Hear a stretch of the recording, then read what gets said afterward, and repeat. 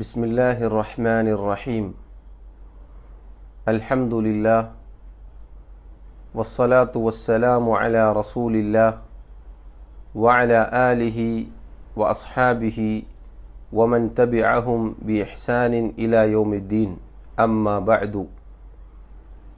സുഹൃത്തുക്കളെ, നമ്മൾ ഓരോരുത്തരും ജീവിച്ചു കൊണ്ടിരിക്കുകയാണ്. നമുക്കറിയാം, നമ്മളാരും ജനിച്ചത് നമ്മുടെ ഇഷ്ടപ്രകാരമല്ല, മറിച്ച് വ്യത്യസ്ത നാടുകളിൽ, വ്യത്യസ്ത ഗ്രാമങ്ങളിൽ, വ്യത്യസ്ത മാതാപിതാക്കളുടെ മകനും മകളുമായി നമ്മൾ ഓരോരുത്തരും ജനിച്ചു ജീവിച്ചു കൊണ്ടിരിക്കുകയാണ്. നമുക്കെല്ലാവർക്കും അറിയാം, ഇതുപോലെ നമ്മൾ ജനിച്ചു ജീവിക്കുന്നു എന്നത് യാഥാർത്ഥ്യമാണെങ്കിൽ അതുപോലെ തന്നെ ഒരു ദിവസം നമ്മളെല്ലാവരും മരിച്ചു പോകും. നമ്മുടെ കൂടെ ജീവിച്ച, നമ്മോട് സംസാരിച്ച, നമ്മോടൊപ്പം സഹവസിച്ച, നമ്മോടൊപ്പം ജോലി ചെയ്ത എത്രയോ ആളുകൾ നമ്മെ വിട്ട് പിരിഞ്ഞിരിക്കുന്നു. ഈ ഒരു സന്ദർഭത്തിൽ പ്രധാനപ്പെട്ട ചില കാര്യങ്ങൾ ഓർമ്മപ്പെടുത്താനാണ് ആഗ്രഹിക്കുന്നത്. നമുക്ക് ചുറ്റും നമ്മൾ കാണുന്നു ആകാശം, ഭൂമി, മനുഷ്യർ, ജീവജാലങ്ങൾ, ജന്തുക്കൾ, സസ്യലതാദികൾ, കടലും പുഴയും നദിയും കുളങ്ങളും മൃഗങ്ങളും തുടങ്ങി അനേകം സൃഷ്ടിവൈവിധ്യങ്ങൾ. സുഹൃത്തുക്കളെ, ചിന്തിച്ചു നോക്കൂ, ആരാണ് ഇതിനെയെല്ലാം സൃഷ്ടിച്ചു പരിപാലിക്കുന്നത്? എന്തിനാണ് ആ സ്രഷ്ടാവ് ഇതെല്ലാം സൃഷ്ടിച്ചത്? ഈ ഒരു ചോദ്യം വളരെ പ്രധാനപ്പെട്ട ഒരു ചോദ്യമാണ്. കാരണം നമ്മളെല്ലാവരും ഈ ഒരു ചോദ്യത്തിന് ഉത്തരം പറയേണ്ടവരാണ്. നമ്മുടെ സ്രഷ്ടാവിനെക്കുറിച്ച്, ഈ കാണുന്ന സർവ്വതും സർവ്വലോകങ്ങളും സൃഷ്ടിച്ചവൻ അല്ലാഹു റബ്ബുൽ ആലമീൻ, അവനാണ്. അനേകം ആരാധ്യന്മാർ, ആരാധ്യ വസ്തുക്കൾ, വ്യക്തികൾ, ശക്തികൾ നമുക്ക് ചുറ്റുമുണ്ട്. എന്നാൽ നമ്മളൊന്ന് ചിന്തിച്ചു നോക്കൂ, അവരിൽ ഒരാൾ പോലും ഒന്നും സൃഷ്ടിച്ചിട്ടില്ല, അവർക്കൊന്നും അതിന് കഴിവുമില്ല എന്ന് ഉറച്ച് വിശ്വസിക്കുന്നവരാണ് അത്തരം ദൈവങ്ങളെ, ദേവന്മാരെ, ബീവിമാരെ, തങ്ങന്മാരെ, ആളുകളെ, മരങ്ങളെ, ബിംബങ്ങളെ, വിഗ്രഹങ്ങളെ ആരാധിക്കുന്നവർ, പൂജിക്കുന്നവർ. എന്നാൽ ഒന്ന് ചോദിച്ചോട്ടെ, ഈ കാണാത്ത, കേൾക്കാത്ത, ഉത്തരം പറയാത്ത, ഒന്നും സൃഷ്ടിച്ചിട്ടില്ലാത്ത, ഒരു കഴിവുമില്ലാത്ത അങ്ങനെയുള്ള ആരാധ്യന്മാരാണോ നമുക്ക് നല്ലത്? അതല്ല സർവ്വലോകങ്ങളുടെയും സൃഷ്ടാവായ അല്ലാഹുവാണോ? ഈ ഒരു ചോദ്യം വളരെ പ്രസക്തമായ ചോദ്യമാണ്. അല്ലാഹു എന്നത് കേവലം മുസ്ലിമീങ്ങളുടെ ആരാധ്യനല്ല, മറിച്ച് സർവ്വ ലോകങ്ങളുടെയും സൃഷ്ടാവാണവൻ. അള്ളാഹുവിനെ കുറിച്ച് അനേകം, ധാരാളക്കണക്കിന് പറയാനുണ്ട്. അല്ലാഹു റബ്ബുൽ ആലമീൻ, അവന് ഏറ്റവും നല്ല പേരുകളുണ്ട്, നാമങ്ങളുണ്ട്, ഒരുപാട് നാമങ്ങൾ. അവൻ്റെ നാമങ്ങളെല്ലാം ഏറ്റവും നല്ല നാമങ്ങളാണ്. അല്ലാഹു അർ റഹ്മാൻ, അർ റഹീം എന്ന് തുടങ്ങി 99 നാമങ്ങൾ നമുക്ക് അറിയാവുന്ന നാമങ്ങളുണ്ട്. അതല്ലാത്ത നാമങ്ങളും അല്ലാഹുവിനുണ്ട്. അത്യുന്നതമായ വിശേഷണങ്ങൾ അടങ്ങിയ നാമങ്ങളാണവ. അല്ലാഹു, അവൻ കാരുണ്യമുള്ളവനാണ്. അവൻ്റെ നാമങ്ങൾ ഓരോന്നും പരിശോധിച്ചു നോക്കിയാൽ നമ്മുടെ ജീവിതത്തിൽ അനേകം ഉപകാരപ്രദമായ, സ്വാധീനമുണ്ടാക്കുന്ന കാര്യമാണ് ആ കാര്യം.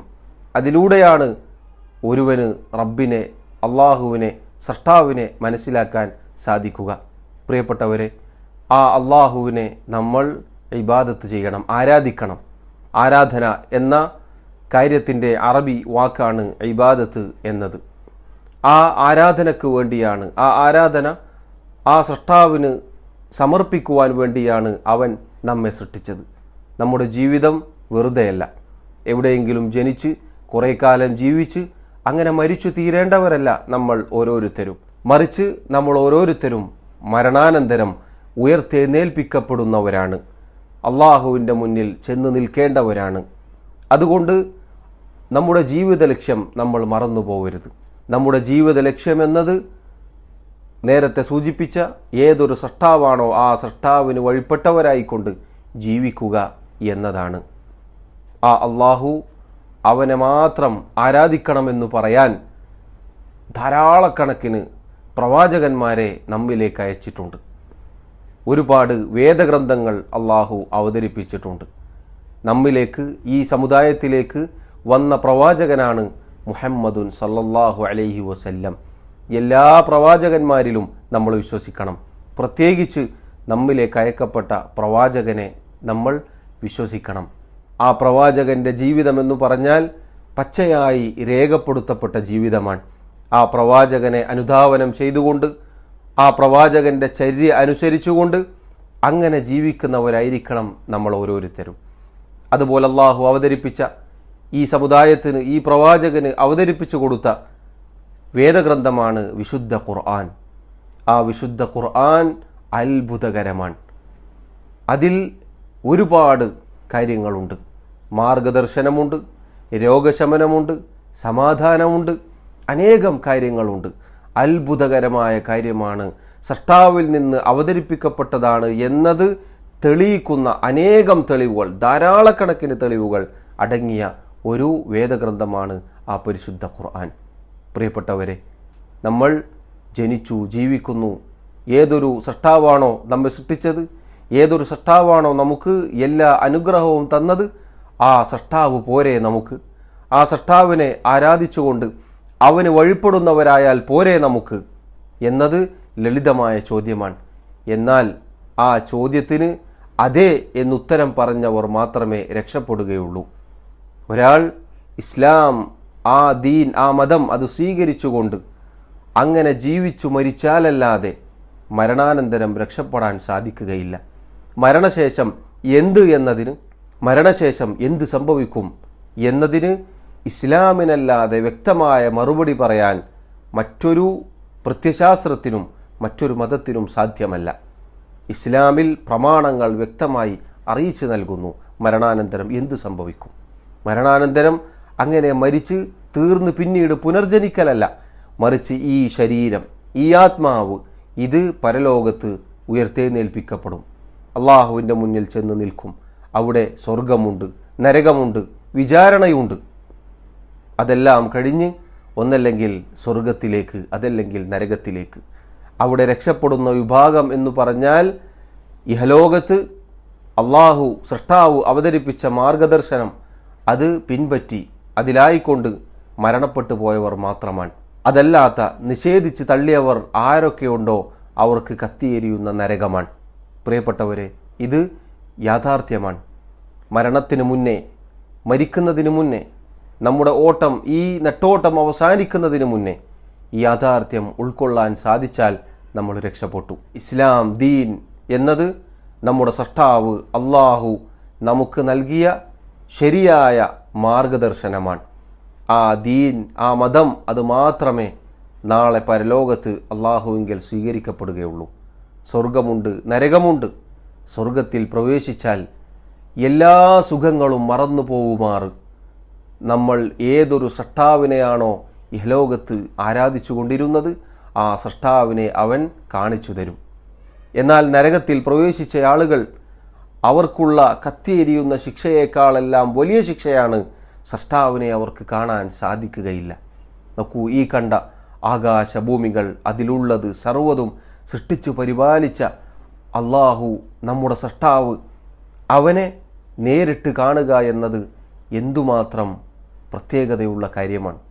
സ്വർഗത്തിൽ പ്രവേശിച്ച വിശ്വാസികൾ റബ്ബിനെ, അള്ളാഹുവിനെ കണ്ടു കഴിഞ്ഞാൽ സ്വർഗത്തിൽ ലഭിച്ച എല്ലാ സുഖങ്ങളും അവർ മറന്നുപോകും എന്നാണ്. അതുകൊണ്ട് സുഹൃത്തുക്കളെ, നമ്മുടെ സൃഷ്ടാവിനെ നമ്മൾ അറിയുക, നമ്മുടെ ജീവിത ലക്ഷ്യം നമ്മൾ തിരിച്ചറിയുക. സ്വർഗവും നരകവും യാഥാർത്ഥ്യമാണ് എന്ന് നമ്മൾ മനസ്സിലാക്കുക. നമ്മിലേക്ക് അയക്കപ്പെട്ട പ്രവാചകൻ, ആ പ്രവാചകനിൽ വിശ്വസിക്കുകയും ആ പ്രവാചകനെ അനുധാവനം ചെയ്യുകയും ചെയ്യുക. നമുക്ക് അള്ളാഹു അവതരിപ്പിച്ച വേദഗ്രന്ഥം പരിശുദ്ധ ഖുർആൻ അത് പഠിക്കാൻ, അതിനെക്കുറിച്ച് ചിന്തിക്കാൻ, മനസ്സിലാക്കാൻ നമ്മൾ തയ്യാറാവുക. എങ്കിൽ മാത്രമേ രക്ഷയുള്ളൂ, എങ്കിൽ മാത്രമേ വിജയിക്കാൻ സാധിക്കുകയുള്ളൂ. ഈ ചുരുങ്ങിയ വാക്കുകളിലൂടെ പറഞ്ഞ കാര്യങ്ങൾ വിശാലമായി മനസ്സിലാക്കുകയും ഉൾക്കൊള്ളുകയും ചെയ്യണം എന്ന് അഭ്യർത്ഥിച്ചുകൊണ്ട് അവസാനിപ്പിക്കുകയാണ്. വസ്സലാമു അലാ മനിത്തബഅൽ ഹുദ വസല്ലല്ലാഹു അലാ നബിയിന മുഹമ്മദ് വൽഹംദുലില്ലാഹി റബ്ബിൽ ആലമീൻ.